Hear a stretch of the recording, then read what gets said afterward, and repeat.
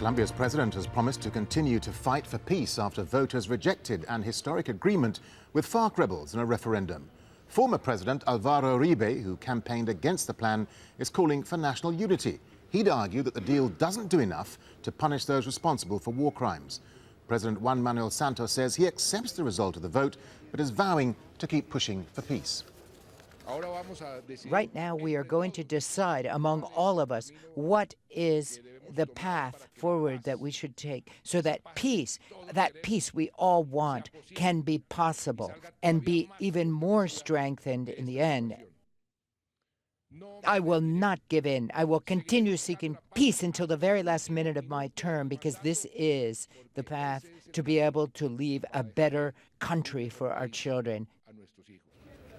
Our Latin America editor, Lucia Newman, has the latest from Bogota.